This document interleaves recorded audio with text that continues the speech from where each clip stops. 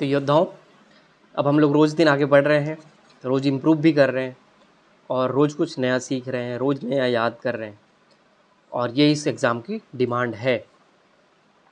लेकिन आपको थोड़ा और मेहनत करने की ज़रूरत है, थोड़ा और टाइम देने की ज़रूरत है, तब जाके ये एग्ज़ाम की जो डिमांड है वो आप फुलफ़िल कर पाओगे।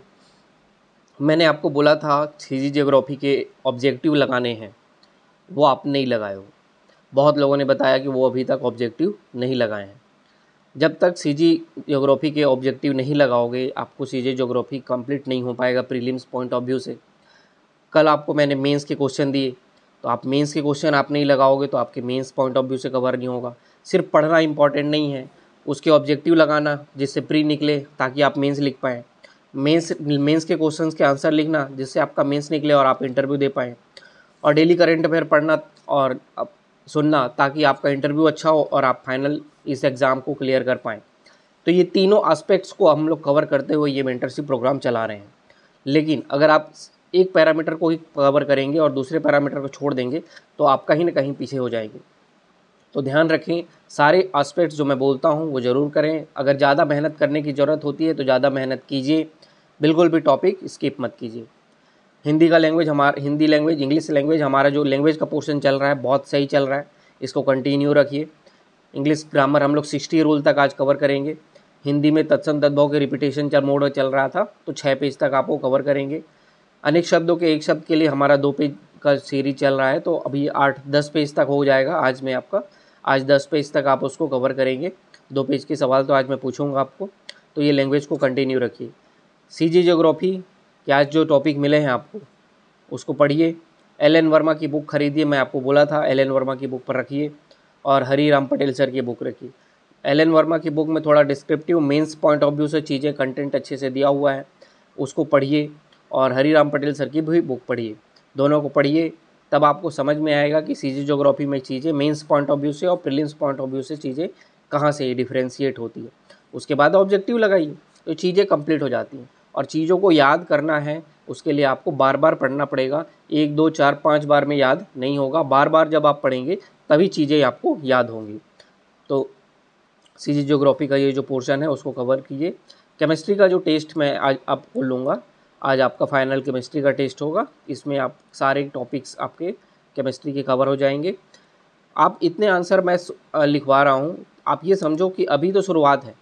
मैं आपको 1000 क्वेश्चंस आंसर्स लिखवाऊंगा पूरे सिलेबस से।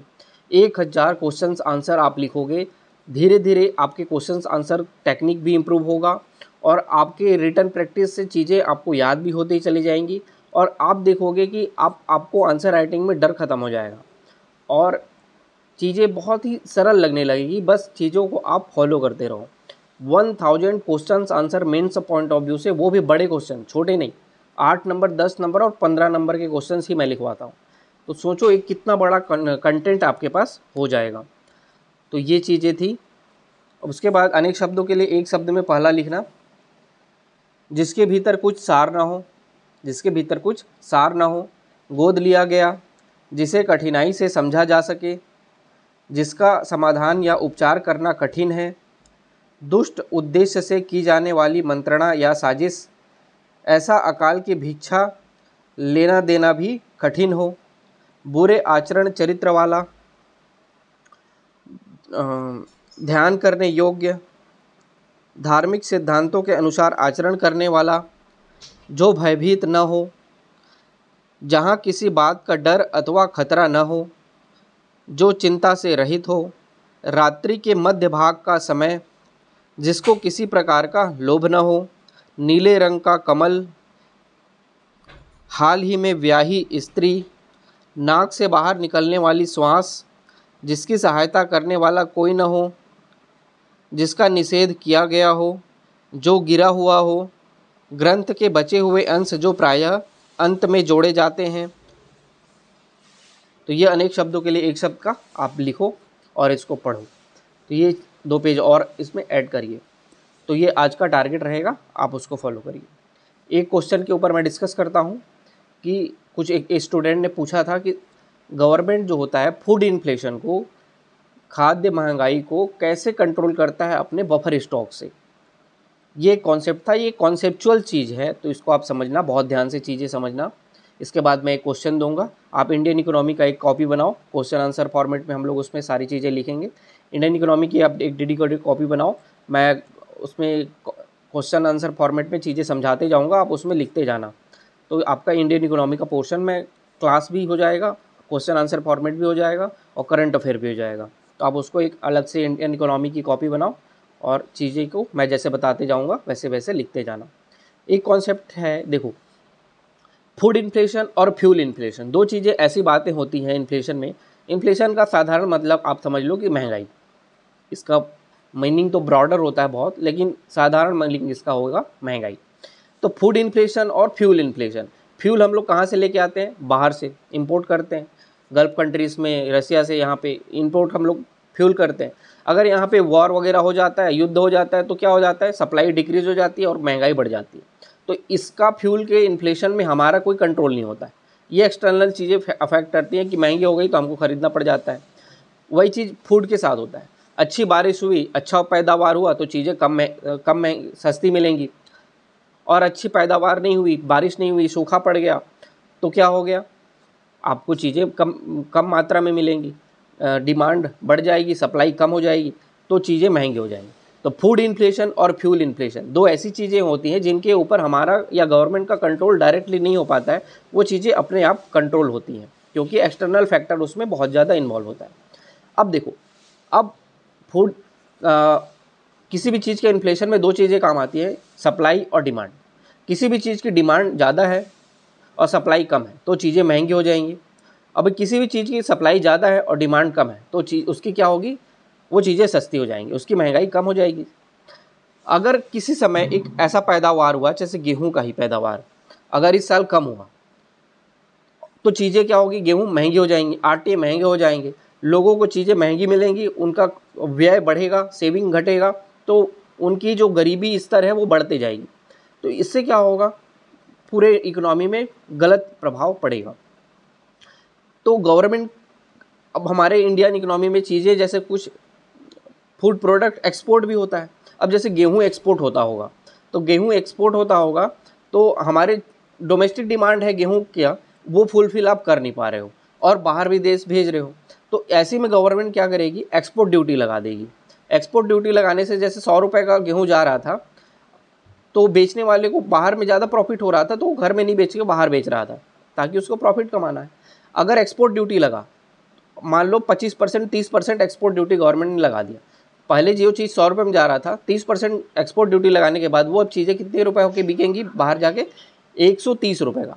अब 130 रुपये में वो बेचने जाएगा तो चीज़ें अब क्या हो जाएंगी? इंटरनेशनल मार्केट में महंगी हो जाएंगी उसके लिए। अब उसका प्रोडक्ट कॉम्पिटिटिव नहीं हो रहेगा, तो अब उसकी खरीदार इंटरनेशनल मार्केट में कम हो जाएंगे। तो अब क्या होगा? इंटरनेशनल मार्केट में खरीदार कम हो गए, उसका एक्सपोर्ट कम हो जाएगा, तो अब चीज़ें वो हमारे देश में ही बेचेगा।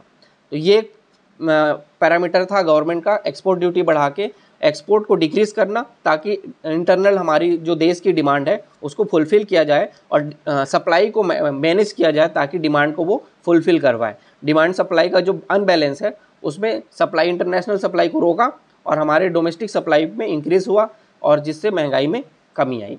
ये एक पैरामीटर हुआ। दूसरा पैरामीटर क्या होता है? Buffer stock.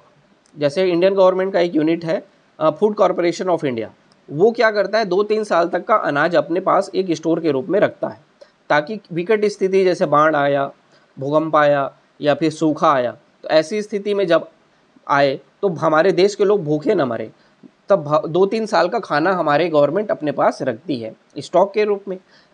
अब जैसे फूड इन्फ्लेशन आ गया, महंगी चीज़ें हो गई, तो गवर्नमेंट क्या किया? मान लो अनाज से गेहूँ रखा हुआ था, अब गेहूँ का अपना स्टॉक था उनके पास, तो गवर्नमेंट को पता है कि मार्केट में अभी गेहूँ कम हो गया है, सप्लाई कम हो गई, जिसके कारण उसकी महंगाई बढ़ गई है। अब अपने जो बफर स्टॉक में गेहूँ रखा था उसको वो मार्केट में रिलीज़ कर देता है। इससे क्या होता है? वो होलसेलर को बोलता है कि अब आप गेहूँ हमसे लो, तो अब होलसेलर के पास गेहूँ बहुत मात्रा में पहुँचना शुरू हो जाता है। अब होलसेलर के पास गेहूँ पहुँचा तो वो रिटेलर के पास पहुँचेगा और डायरेक्टली वो मार्केट में गेहूँ पहुँचना शुरू हो जाता है। तो अब सप्लाई बढ़ गई, सप्लाई बढ़ गई तो चीज़ें क्या हो जाएंगी? सस्ती हो जाएंगी।